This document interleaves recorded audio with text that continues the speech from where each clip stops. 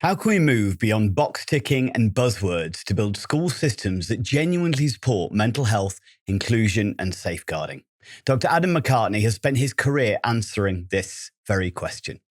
As an educational psychologist and national training lead, Adam is helping schools and services across the UK become psychologically informed, trauma responsive, and fit for the real world pressure they face. Today, he joins us to talk about how we can create systems that don't just function, but care. If you are caring for someone else, whether paid or unpaid, and no matter how many hours you do it, did you realise that you may be missing out on thousands of pounds of discounts for things that you may use every day? The Able to Care podcast is proud to be sponsored by the UK's #1 carers card. Started by two best friends who recognise that carers deserve better and are 100% committed to helping to change the lives of all carers and bringing them together as a strong community. Carers Card UK provides support, recognition and rewards. It offers reassurance by providing an ID card that helps access emergency information when needed, while also unlocking discounts, a wellbeing hub, a carers circle tool and a community through their app. All of this for less than the price of a box of chocolates a year. There are discounts on gym membership, days out, electrical goods, clothing and even glasses. Let others know you care while taking a little care of yourself with an ID card you can be proud of. Visit carerscarduk.co.uk/promo code/able to care today to order yours.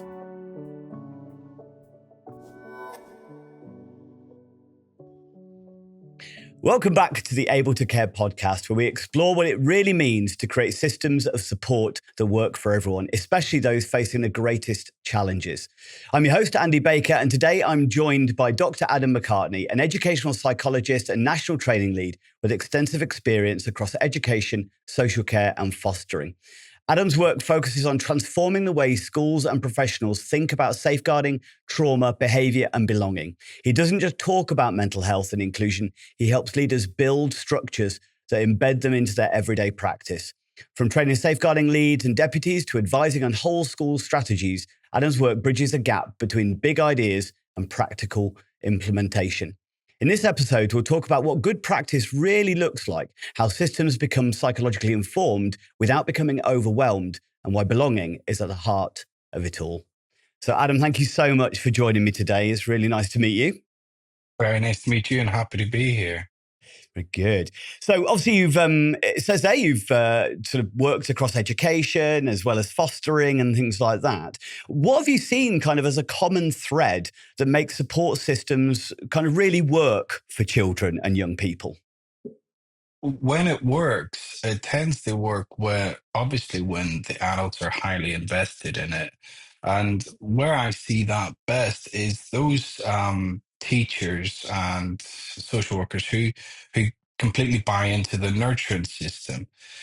And that's most prolifically seen in the earlier part of education. Your reception teachers, your early years teachers, your key stage one teachers. And as the pressures change in the education system, that starts to get stripped away. You only have to look nationally at the statistics. You're much more likely to get excluded from school in secondary school than in primary school because they focus so much more on the nurturing side. And that's one of the trends I've seen over the last 10 to 15 years. And it's a trend that it's increasingly getting worse. The number of children who are considered EBSA, mostly basic school avoidance or non-attendance, depending on whichever acronym you prefer, has gone up fourfold in the last 10 years. Double in secondary schools is up to 30% nationally. And although you look at things like PISA rankings, international comparative scores, England and the UK is climbing, but they've climbed 10 points in 10 years. So they've gone from 23rd to 13th in reading, I think. But at what cost? The argument is your education system feeds into your economic system. And when you have a workforce that has mental health problems, your productivity halves. So what's the point of it all? We need to rethink education as a therapeutic system not as a outcome productivity system. Yeah, couldn't agree with you more on that. That's 100%. And I think it seems such a shame, doesn't it, that workplaces are definitely sort of moving in this mentality, like taking away from education. Most employers and things like that are much more aware of mental health, psychological impacts. We've got mental health first aid now and things like that. But schools are still working on this high level of kind of outcome based focus, aren't they? Absolutely. And a lot of my work looks at where those tensions lie in the systems. Obviously, the headlines are things like 1 in 3 teachers will leave school, and they will most often cite behavioral issues. But underneath that is a child in distress, and that system isn't meeting that child's needs. And these are arguments we've heard over and over again. But what is the solution? You can't just say you should treat that child differently because that teacher is also suffering. The system is impacting on them. So, what does that balance look like? And I've dedicated my work to trying to figure out what that balance looks like. And, I've gotten it right in some places, and other places it needs improvement. But ultimately, it needs it needs a systemic shift across the board, seismic shift, if anything. Yeah, yeah. We've had quite a few guests on talking about quite a similar thing, and there's a lot of passion around this. There's definitely people who are in the industry or around the industry that thoroughly kind of get this. One of the things, obviously, the buzzword, and within my kind of introduction, I mentioned about buzzwords, and trauma informed is one of those kind of. And it is a bit of a buzzword at the minute that organizations are kind of going, oh, that's another box that we've got to tick a little bit to kind of show. And I've spoken with a few of my guests about, I think some places going, oh, we did a half day on trauma. Therefore, that's it. We're now a trauma informed school. But from your point of view, what do you feel trauma informed practice actually means within education? I think it's not just those buzzwords, relational approach is another buzzword I hear a lot of. I remember working once with a school to rejig their behavioral policy to be a relational policy, and I had to have a long sit down with their SENCO because she developed the policy, and I said, I looked at your old policy. All you've done is change behavioral to relational. It's it's not helpful. I think, like most of these things, it's about informing the staff first of what the knowledge looks like. But there's deeper issues. A lot of my research looked into roles and identities of professionals and the impact that has on their practice and how we manage the tension within interacting systems. My work focuses heavily on schools at the moment, but I've worked with social care as well. And when you're working with individual professionals, you have to recognize that they have entered this profession for a reason. What is their identity saying? And how, as you being a collaborative professional, can make that happen? So my focused research was on managing the tensions within problem solving within children who had autism who were at risk of exclusion. And you'd think you'd get into the details around what provision you need to put in place for that child. It turns out most of the professionals already know it. It comes out very quickly: child strengths, child led, a few very specific autism ones, but very much where's the child at and where do they need to go? Where the difficulties lie is in how to get those professionals to coordinate. And quite often, what was coming out of the research was that's not my role. I'm not doing that. So, how do you get them to do it? And a big chunk of it is validation. How do you validate that person's journey up to this point, someone you may have only met, to get them to be more collaborative with you and willing to step outside their comfort zone? We also came across professionals that were highly specialized and those who are more generalists. So within the health realms, the generalist professionals tend to be your pediatricians. In the education sector, your generalists are your educational psychologists, people like me, your SENCOs, but you also, although they do bridge the gap with health, your speech and language therapists tend to be a bit more specialized. Your advisory teachers tend to be a bit more specialized. And it's supporting them to step outside their comfort zone and look at where is the capacity. Say there's four professionals sitting around the table, and to combine, they have the capacity to give 6 hours in total a week to this child. How do you maximize that 6 hours so that they're not just repeating the same work? Say the speech and language therapist has more time than the ed psych, that they're given 3 hours of language work that isn't necessary. Mhm. So it's how do you navigate those, and that only happens in the room. So a big chunk of this, I think, is how to get professionals to work together to learn from each other. The greater we can share our identity and knowledge and experience, the better the outcomes for children and the system. And over time, you'll see the system become much more fluid and collaborative. But at the moment, because pressures are so high and intensive and so outcome focused, people don't move beyond what they are confident will work. And we're seeing the clinch points in the secondary system, high Mm. exclusion rates.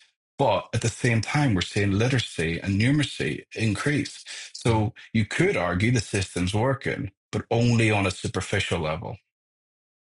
Yeah, and again, it's the you mentioned it a little bit earlier. As far as the cost on the system is actually the one that's the major mental health crisis, and people struggling to kind of maintain momentum and well being past school into adult life because of these Hmm. pressures early on. Definitely, you can see that kind of there isn't a resilience, as emotional resilience, psychological resilience across the board, that's definitely impacting. There's some really interesting things you said there. I really like the going back to that, really understanding individuals' kind of roles.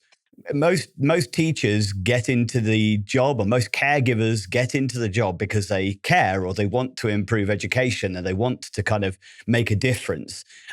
There does seem to be this. I've come across a lot of defensiveness from schools and teachers and stuff like that. I'll give you an example. We've just completed a bit of a training course. One of the learners is a teacher. She's gone back to kind of pass this training course out. It's a trainer course, and immediately come across some resistance of going, well, these kids behave in my class, and but all the other teachers are kind of struggling, and it's that mentality of kind of like, well, that's not because you're necessarily managing it right. It's because basically you're shifting the problem, because you may be Mm, going highly disciplinarian, which means that they're too scared to act out in your class, but it's just making the resilience, the well-being is not improving. So it's then being acted out in other areas. And I think that's something mm, that this teacher who's done the course is like, I know, how do I overcome this? How do I overcome this resistance that it's, I suppose it's an old blame mentality almost, isn't it? Going, well, it's not my fault as mm. far as what's not working and where the children's well-being is. Is that part of what you were referring to there, as far as going back to those basics of Absolutely. roles? Yeah. So, I mean, was it a SENCO that went on that training course? No, it wasn't. No, it was Uh, a secondary school teacher, which is really positive yes, to that try is and very positive. But looking at I changing. sympathize with them because Mm, part of my role is I go into schools every so often. I won't be in every single day. I work across many of them. And that resistance is part of my daily life, mm, particularly around those. Sometimes it's they don't know how to, but the will is there, and I can yeah. work with that. It's much easier to work with that. But whenever they say it's working in my class, it's hard to appreciate that when you see a complicit behavior, the underlying emotions, they're not there for you because you only have them for maybe an hour a day Yeah. at Yeah. most. So for that teacher, it's giving them the opportunities to collaborate with other teachers and starting to see what that journey looks like for that child, particularly, in secondary schools. Everything's so siloed within secondary schools. You don't really get to fully appreciate the journey of a child. Mhm. Whereas in primary schools, you have one teacher per year, and that teacher will know that child very well. But the role within secondary schools is very different. And I see on Instagram, some principals putting up posts around trying to be very protective of their staff. And I get that. That's an important thing because obviously high turnover is another impact of this. But by being protective of your staff, which is removing children from the lesson, there's an impact on that. How does that child feel about themselves when you've removed them? That teacher is able to teach the rest of the class probably more effectively, but you've got to then reintegrate that child. And how do you do that? By minimizing shame. And this is a concept that is floating around secondary schools in particular. Well, we experience shame every day in our lives, but particularly within secondary schools, you have not met the criteria we have set for behavior. Therefore, there's something wrong with you, rather than our system is not really helping you get the most out of your potential. And we know that that's the problem because we're seeing 30% of students nationally not going into school on a consistent basis. So it's how do you have that conversation? And it goes back to your senior leaders. They have that conversation with those more, what we say, old school mentality teachers.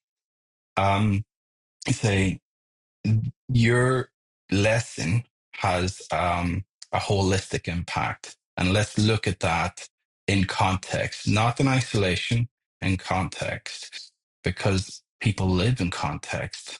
And that's what we've got to do. Now, the difficulty within education is it's such a fast moving system. Where do those opportunities come from? Where do the teachers get opportunities to talk about a child in detail? Now we have things like solution circles, and we have TAF meetings, team around the family, team around the child, but they tend to be when a child's met a certain threshold. When do you get that collaborative practice or sharing collaborative practice on a weekly, on a daily level? Teachers don't have that. Teachers also don't have supervision.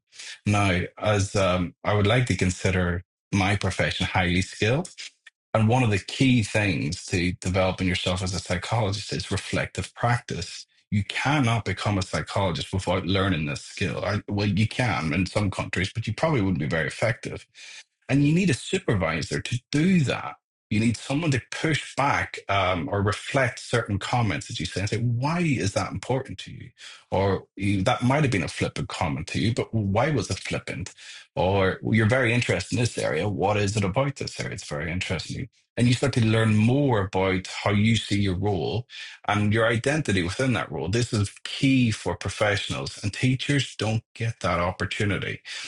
They are very much target out or outcome focused and target driven.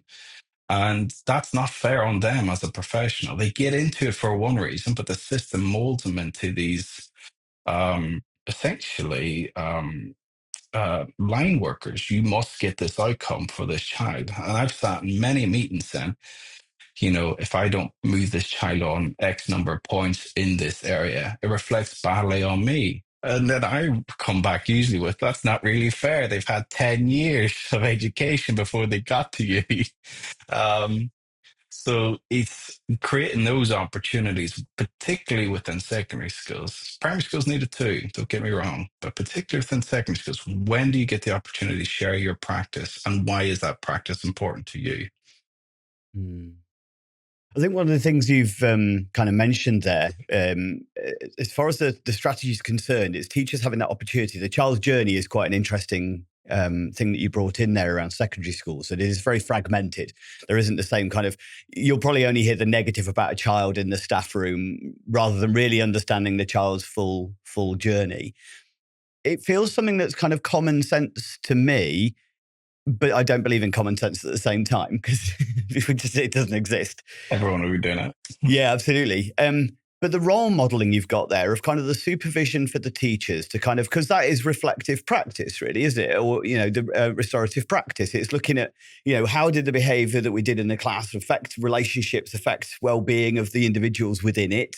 And it should be role modeled from the top down so that the teachers are learning, well, this is what restorative models, and it's not about shaming teachers, blaming teachers, going, hey, what worked, what didn't, what can we do differently, what was the impact of the things? And then we've got to lead them knowing it, doing it, for them to be able to then act it out, to role model that to then everybody within their environment. Is that kind of the thing that you try and help organizations do? So build that hierarchical structure of going, hey, let's build this from the leadership team going down to this. down to the teacher then doing it with the students, so that everybody's following this same reflective kind of process.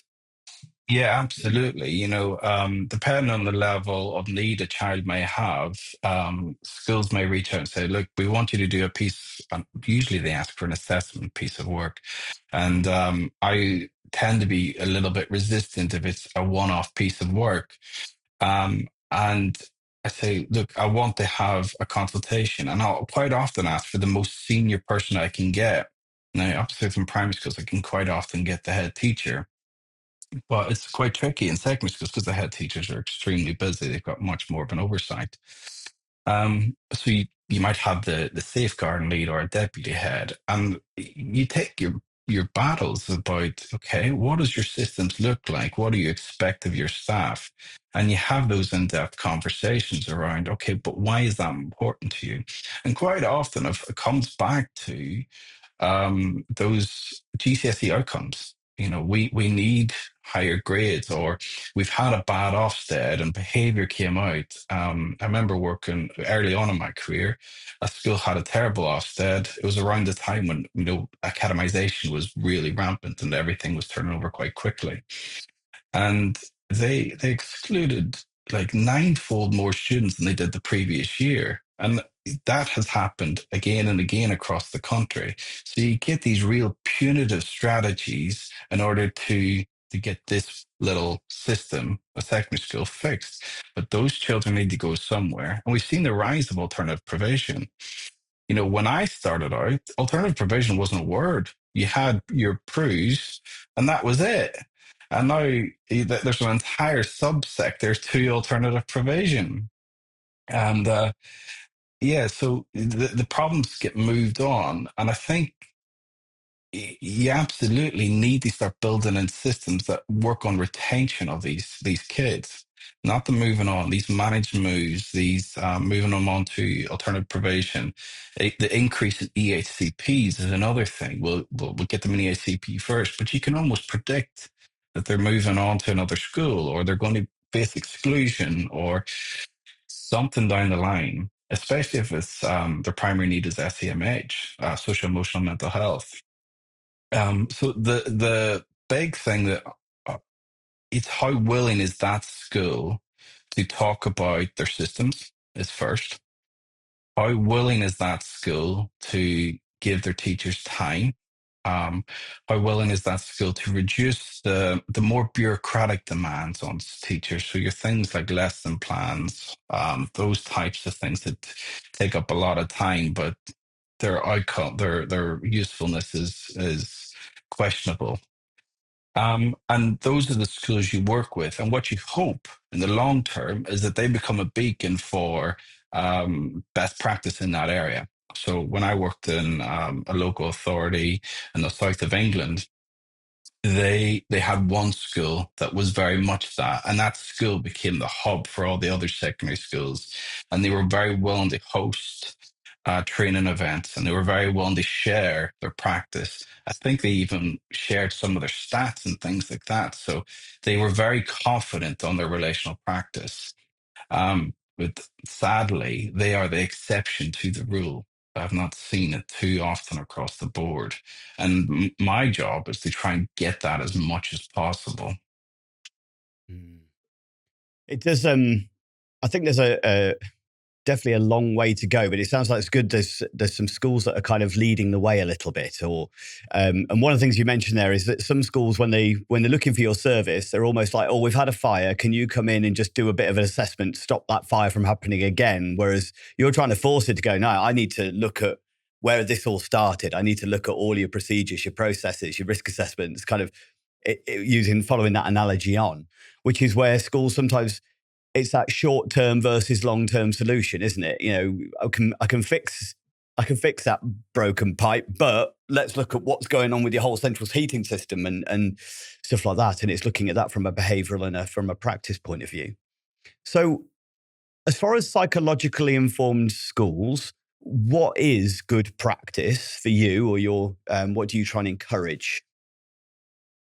What I would try and encourage is that relational nurture based stuff.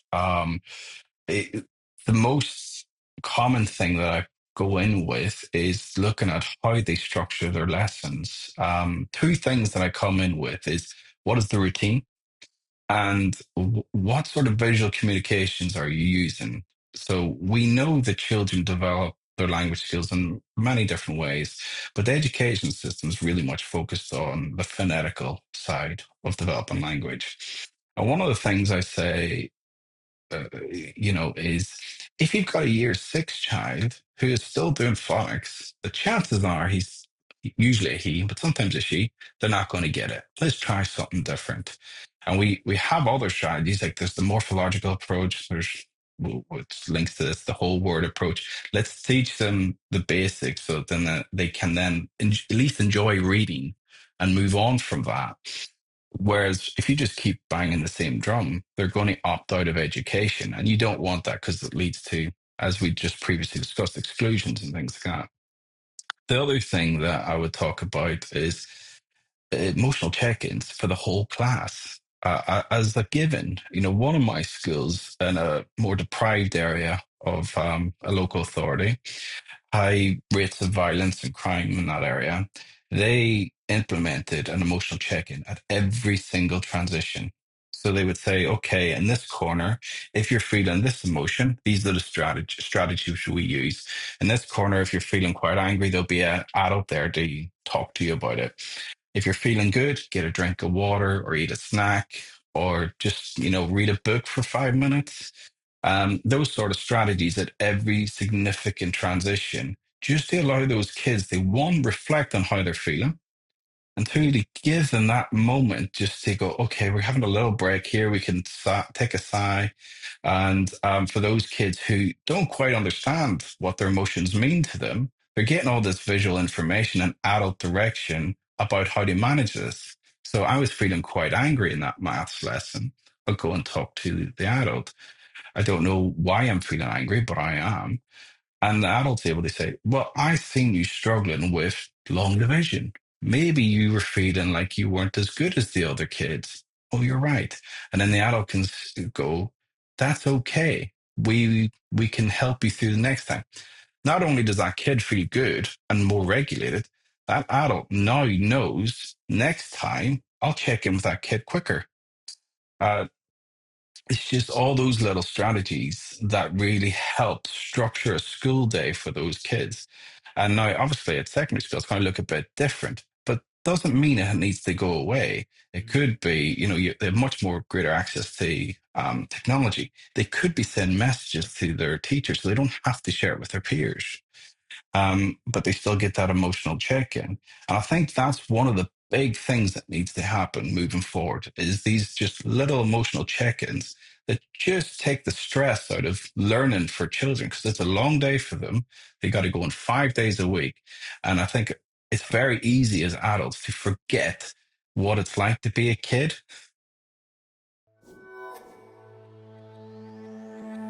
Have you ever encountered an adult or child's behaviour that has felt difficult, overwhelming, or challenging?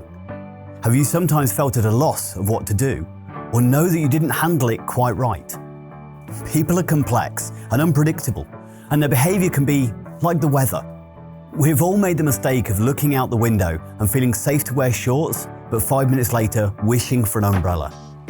What if, like a weatherman, you understood how humidity, temperature and pressure all come together to cause the weather, allowing you to better prepare, predict and respond and prevent ever having a picnic ruined by a thunderstorm ever again?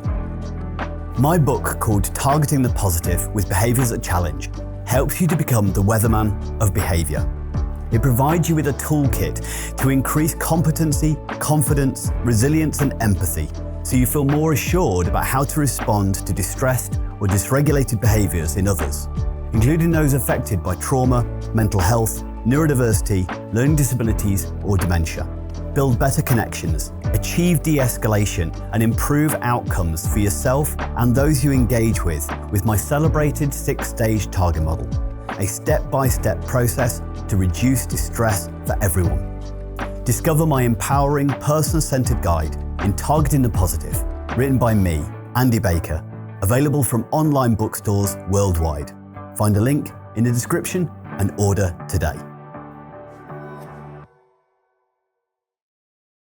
So are you saying then that there is other ways that schools can kind of reevaluate from a value-based structure towards their curriculums to shift how they manage lessons, how they teach, how they get the outcomes that the worries of Ofsted and stuff like that can still be met?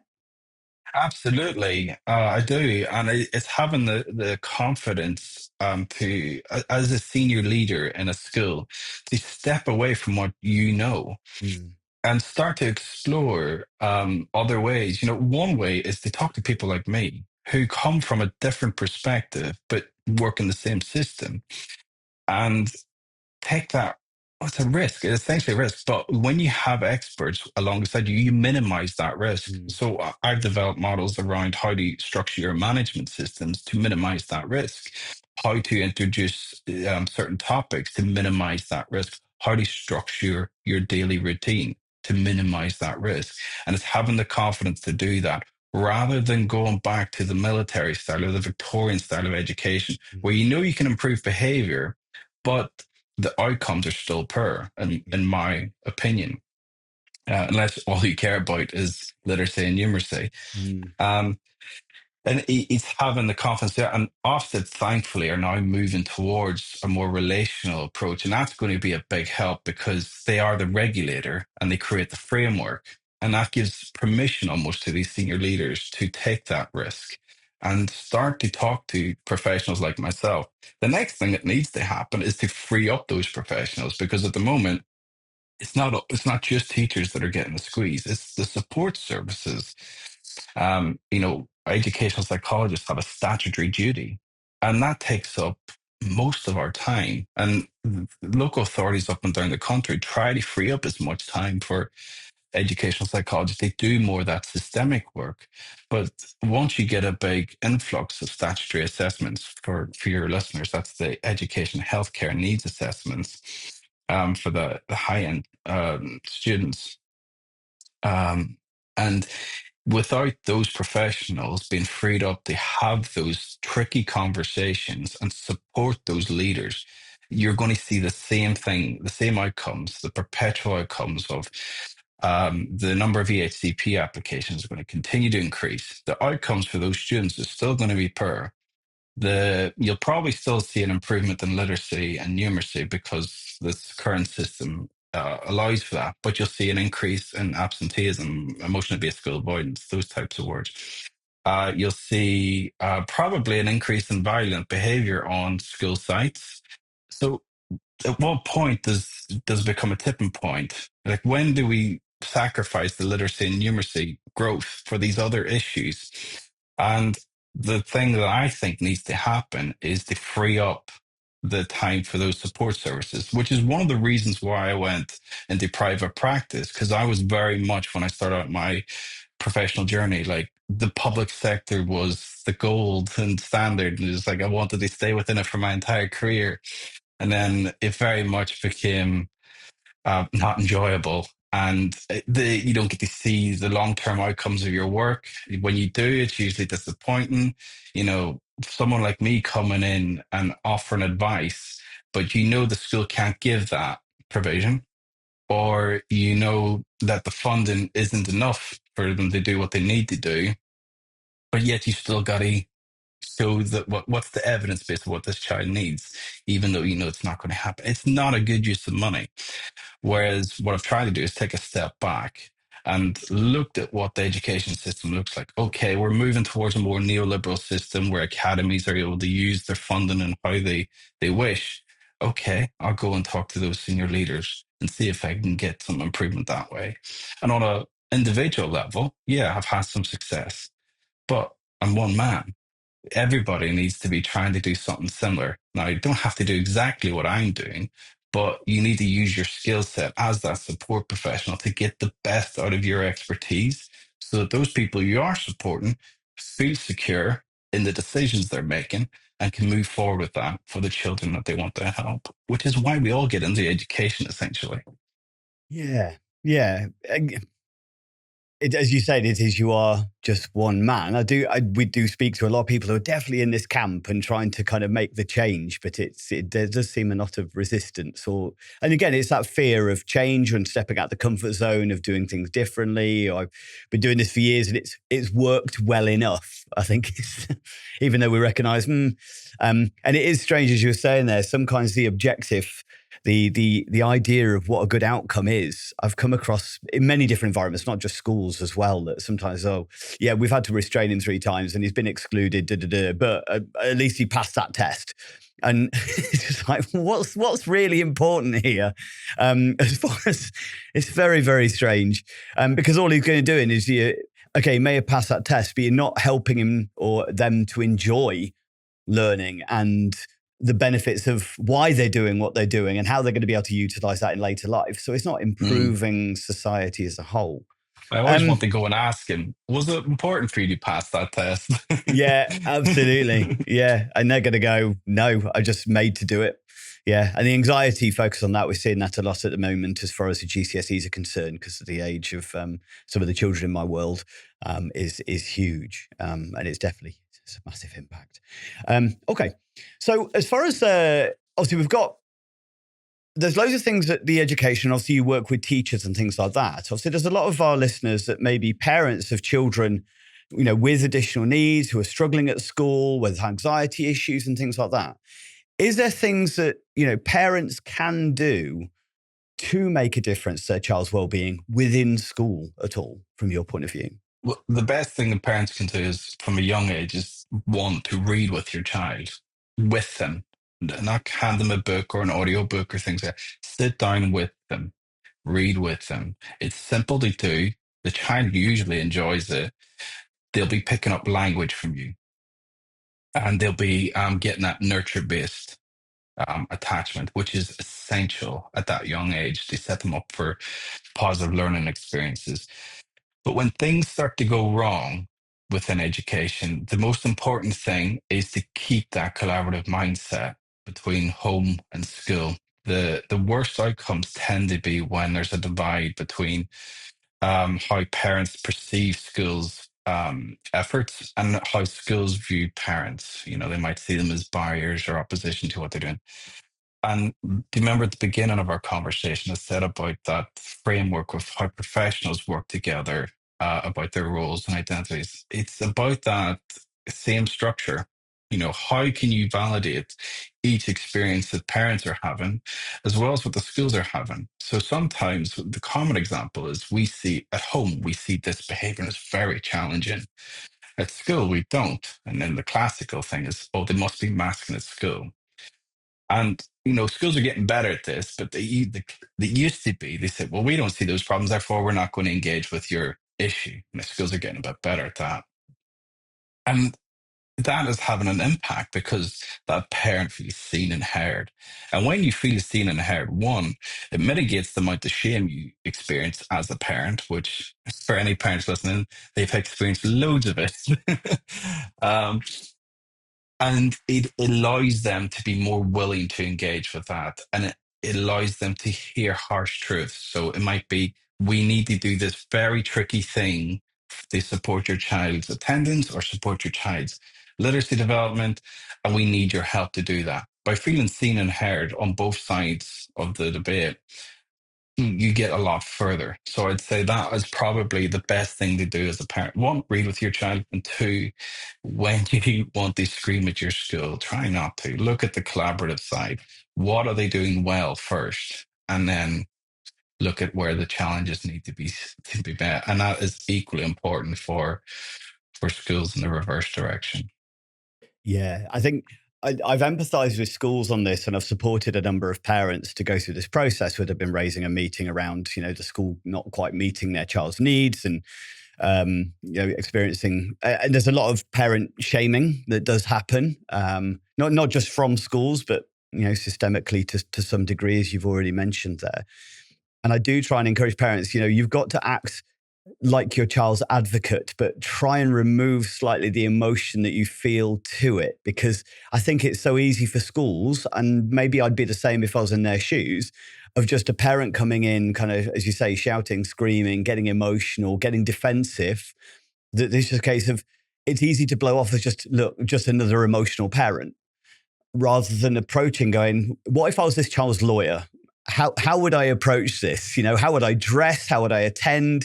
So I just coached somebody in a very similar thing. So we created and worked together to create a full meeting agenda. And she called the meeting. So I said, so don't let the head teacher take it over. It's your meeting. You've called them. They've been very courteous to allow you to use their school for that meeting and courteous friend. So go in with that attitude. Thank you so much for letting me use your space. And thank you so much for attending.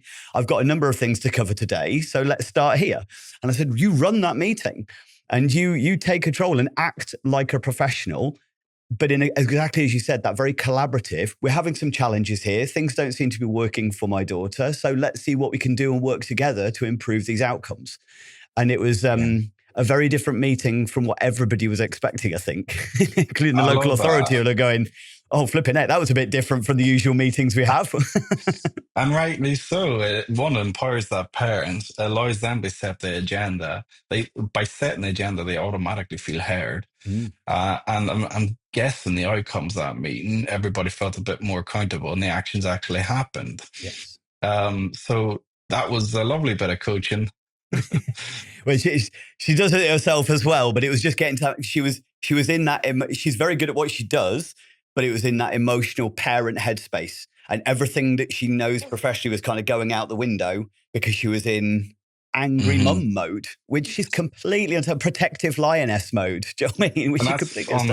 understandable. And just to elaborate on what you were saying, the other thing that parents can do is they still have that positive language around the importance of education. So, although Mm, you may be having a difficult time at school, quite often the children I see with the most resilience, I quite ask them, do your parents talk positively about school? The mm, ones that are very much, I can deal with stuff, say, yeah, they do. The ones that are like, I can't deal with stuff, say they don't. yeah. So that's another aspect of it. And I suppose that's the curse of being a parent is you quite often have to be careful about what you say to your child, even though you want to just tell them your perspective in its entirety, but it's Yeah. not always what's best for the child. Yeah. And I think obviously there's many parents out there as well that, you know, school wasn't necessarily a nice place for them either, as far as, you know, Hmm. this isn't a brand new thing, this kind of attitude around schooling. And although it's become more dominant as far as the outcome focus, there's a lot of people who didn't have a good time at school who are then trying to encourage the importance of education to their children who are having a miserable time at school. You mentioned earlier about reading with the child, but there are some parents out there who struggle to read as well, and that can create all sorts of some problems. I think there's Hmm. some amazing tools now as far as you know using audiobook. Get the book, get the audiobook, read it together. You know, Yeah, to kind of help, and or use AI to kind of create. yeah, Hey, can you create a simple story here that I can read, and you can do it at any kind of level yeah. and stuff like that. It's Or amazing. So even if, reading it is that far down the line, it creates too much anxiety in the parent. You use Audible, yeah, use read aloud, and you might want to like, okay, we'll get the text to read or get the computer to read this first, and we'll both read it together, and then mm, you'll read it on your own. It's still a much better outcome, although it takes a bit longer. You're doing the same nurturing journey that that child needs. yeah. So, yeah. So yeah, that's a very good point you raised about some parents can't or struggle to read. Yeah, I mean, but that's where hopefully those parents, or ideal world would be, they would also get some additional support to kind of go, hey, well, we'll help you with this. We'll, you know, Mhm. providing from the base up, but that's probably a long way off. Getting into a utopia at that point.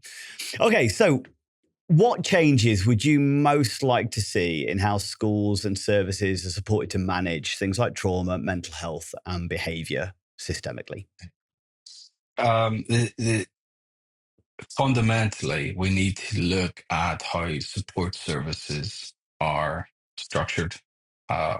They are too hamstrung at the moment. They can't get in quick enough. They don't get to do the same level of support work that they used to, and it means the teachers have to take on more and more. When I started out, you quite often find advisory teachers and even speech and language therapists working alongside teachers. I don't hear that as much anymore. My role as an outside needs to be more targeted towards the systems levels and supporting leaders and how to make tricky decisions. That doesn't mean that we step away from that individual role, but that becomes not the exception, but it becomes less frequent because at the moment we're doing too many assessments with very little impact. It needs to be high impact assessments. So where all those other support services can't figure out what's going on for a child, we then come in and look at it. And the beauty of that is means you have high quality professional involvement before we get involved. So you know what's been done, what works and what doesn't work. And then you can go, you have confidence to go down avenues that are less tested but can be psychologically informed. And that child will have better outcomes as a result. The moment those children are not getting a fair deal, as far as I'm concerned. So that would be essentially how the support services are structured. Within schools, supervision is number one.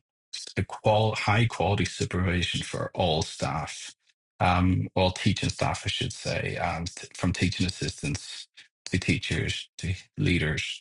They all need it. The education system is too important of a system to have people running it on goodwill alone. Obviously, that means that we need more funding. We need schools to look at how they timetable things. We probably need a huge influx of teachers as a result of that. So these are things that aren't going to happen overnight, but they're absolutely fundamental for an effective education system that reduces some of the things we talked about in terms of attendance, attainment, mental health outcomes. And for those who are political decision makers, and I hope that they are listening to this, I would say that there is an economic benefit to this. It's an investment because those are the people that will be in your workforce in the next year, not the next year, the next years. And by having a healthy educational journey, you're going to get a much more effective workforce. And that's essentially what we're about. Yeah, yeah, 100%. I think it's again, it's the short term, long term kind of solution again, isn't it? The kind of the goal focus. It's looking good at the end on the figures rather than necessarily looking at the long term benefits, which is one of the challenges in the way that the kind of our government system works. We've got 4 years for this, so we want to look sure look good at the end of the 4 years rather than 40 years. And it's you know, um, I love the philosophy of the kind of the person who genuinely cares is a person who plants a seed of the tree they'll never enjoy the shade of, and it's that kind of like it's the long term benefits of this that may have to be sacrificed to how good you look in the moment, to how in years to come you'll be looked back on and go, hey, actually you changed everything by being brave enough to do that. And there's a lot of courage required to, I think, change this system big time. Um, One of the things I wanted to almost backtrack on before we kind of draw things to a close. There's one element, and you've referred to it a few times. Obviously the restorative kind of side of things, but also the nurturing. And I think I've definitely encountered kind of resistance that nurturing is something that should be for the home, whereas the school is somewhere that should be for education. Do you come across that kind of resistance slightly that, but this isn't a place for the kind of the fluffy emotional stuff and all the, have you Yeah, encountered that? Yeah. I have. And, I quite often go on a little journey with teachers on that. It's like, okay, if you break down a child's week, they spend at least 24 hours in education, so a full day. That's not including sleep and things like that. And when you look at their home lives, okay, they might have mum, dad. So those are their primary attachment figures. They might have some contact with their grandparents, but most likely, then after that, is they spend most of their time with their teachers. Now, if you think about your workplace or even your own home life, most time you probably spend is if you're fortunate enough to have a partner. And then after that, your colleagues. Do you want to work with people you don't like? It's the same for children. They need to understand what a nurturing environment looks like. Again, going back to your philosophy about planting a seed for the shade you won't enjoy. Those children down the line, by experiencing a highly nurturing environment, will then take that into employment, and workforces will become much nicer places. And the education system will wholly benefit. It's just a self-fulfilling prophecy then at that point. So that's quite often the journey I take teachers on with that question. Yeah, I like that. That's really good. Yeah. I think it's, again, I've spoken about before in the past on podcasts and stuff relating to there is a huge cultural shift now that hasn't necessarily been recognized, that kids are starting school earlier than they ever were before. Parents are working longer than they've ever had to before. We have got more fragmented home lives, which means that you haven't got always the dual parenting necessarily to kind of offer that I'm working but I'm nurturing, and kind of the dual roles within the household and things like that. Due to higher stress, we've got parents who are meant to be nurturing but are in a potential state of anxiety and stress themselves. So there's so much, like, the framework for nurturing isn't there in home as it once was. But the kids still need that same level of nurturing that they always have. And as you may have said, even grandparents, they probably, once upon a time, they would have been in a house. They would have been in the house with, or they would have been living next door, and auntie would have been over the road. And now it's a case that they're all across the country and they maybe see them once a week if they're lucky. So again, it's, culture has changed. There needs to be a recognition that systemically to kind of, well, we're going to have to change the nature of nurturing now, because it just isn't there as it was before. So yeah, I love your story about that. That was great. Yeah, absolutely. You're absolutely right. Families are under a lot more stress now. And as parents, I think there's a much heavier stress load to carry on a Mm. day-to-day life than would have been in previous generations. So it's a very good point you raised there. Yeah, yeah, fantastic. Well, thank you so much for your time today, Adam. I think we've gone through quite a journey, and obviously you provide a very valuable service, and through the consultancy and stuff you do. We'll make sure we put some links in and things like that. But how can people find you, and any particular area that you tend to focus on as far as the services that you offer? They can find me through my website, which is rmcpsychologicalservices.com, or you can find me through LinkedIn. Usually just type in my name Yeah. works. I hope it works. Um, and yeah, sorry, I missed the second half of your Yeah, question and there. where do you cover the whole country? Do you work kind of remotely as well as going into schools, or is that your preference to go into schools themselves? Every psychologist's preference to go into schools, Yeah, but well, speaking generally there, yeah. have to catch myself there. I do all sorts. Mostly I do face-to-face work, and I work within the southwest region of England. However, I am open to remote work, particularly where that consultative approach is best felt. I have worked with national organizations. I've just finished work with one who's based up in the northeast. And, we never met face to face, but we did a high quality piece of work and we were able to evaluate that. Mm. So, open to all sorts of work. Fantastic. Thank you very much. Well, thank you for your time today. I think there's some great points that you made, and hopefully some schools are going to listen and keep reflecting on it. And slowly, it won't just be one man making that difference. Other schools will get on board and make those differences too. So thank you for your time today. Thank you for having me. So, if any of you listening have found today's content useful, interesting, or something maybe you want to share with your school, or try and encourage teachers to engage in the stuff that Dr. Adam McCartney was talking about today, in the details in the description, in the show notes, you'll find some details how to get in contact with him. But please like, comment, and share. Otherwise, see you soon.